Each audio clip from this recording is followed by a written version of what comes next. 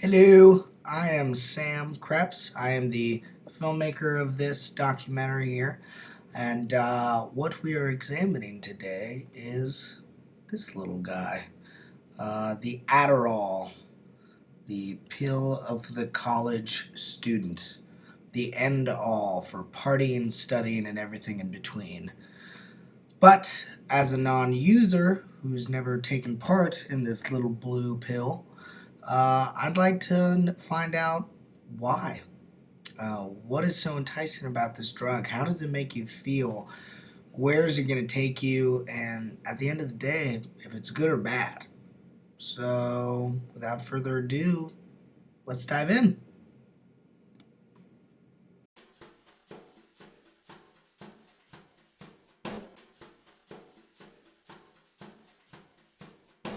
Adderall is literally like the ultimate college drug.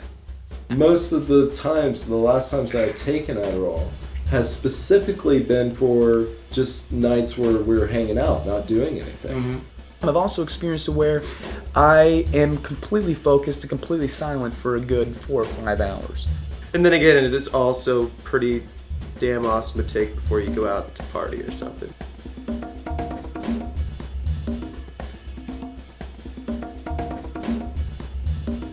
I was a bit of a hyperactive kid, so it was no surprise that that was going to be an option we could turn to. Pure recreation for me. First time I ever took Adderall was on a long distance road trip with a girlfriend. There is a social aspect to it, but also another aspect that's you want to push yourself and you want to try something, and I reached that conclusion that Adderall was something to try, certainly during my college years. She had acquired some Adderall, or Addies they call them in the streets. You become very talkative, and I remember the first time we took it, it was a very positive experience. And we took it on the road and we talked about everything in depth, and everything was just very exciting to talk about. It seemed like we were both firing on all cylinders and just talking about everything that was on our mind. And that positive experience, I think, led to me wanting to do it, take it more down the road. Okay, stop right there. All right, we're already starting to get a new image painted here of what this little blue pill is actually used for. None of these situations seems to be academic in any way. It seems to only be for social situations, to stay up, to feel energetic, to think of conversation topics.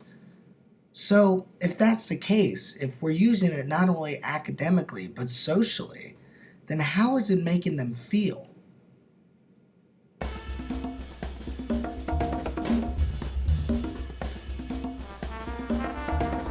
Depending on your outside mood or what's going on, it can be not so fun when you start coming down. But I've been known to get kind of moody and stuff. That's pretty well, other than the usual shit. For the first couple hours, it is feel like very up there, very almost high, and then it depends if you have extended release or just regular. But then after that, it'd be kind of an emotional roller coaster, because once you start coming down from it, it can be. A lot of people have like kind of a rocky come down. Nothing crazy, but It's just more energy. You have more energy, and therefore you have a lot more focus, or at least that's my experience with it. When everything's right, and I take an Adderall and I'm drinking a cup of coffee with it or something like that, you're excited about everything, and you're no matter what it is. It doesn't matter if it's something that would absolutely bore you in a sober state. You can pick up a newspaper and you'll read the whole thing and become emotionally attached to every article. Okay, so none of the side effects are necessarily terrible. I mean, the come down could be a little bit bad, but nothing worse than a hangover. So here we have this magic pill that makes you excited, energetic, focused. So why is it so difficult to get? Or is it? When I had told the doctor that I was having, all I told him was that I was having trouble concentrating on certain things. I was working a job and I was having it would take me a long time to focus on certain things. I would have to go back and reread things. I was just having trouble focusing. And I told him that. And he said, well, there's a few things you can change around in your diet that have been known to help focus, or we can give you what we call Adderall. And I say, oh, Adderall, I never heard of such a drug. Adderall, you need a prescription for it, and for a good reason. That is because it's a chemical, and it's altering the chemicals in your body, or and how your mind or how your body is responding to that. Just depends on how it affects you. I mean, if I've read stories of people that it can mess with their mind a little bit, but other people like us might have messed with their minds a little bit. But I think we're all right. So I mean, if you can handle it and it doesn't really interfere with anything else and doesn't hurt you socially or physically, then what's the problem?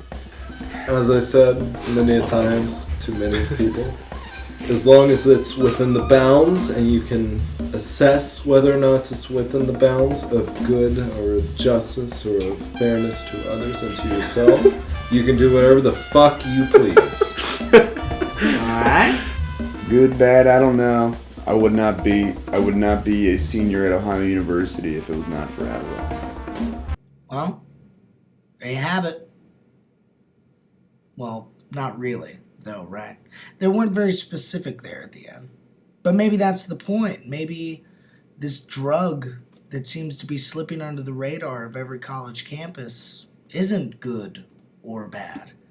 Maybe it is something in between, laying in the gray area, popping out in all its blue glory. But I, for one, will never know. Guess I just kind of got to get used to that.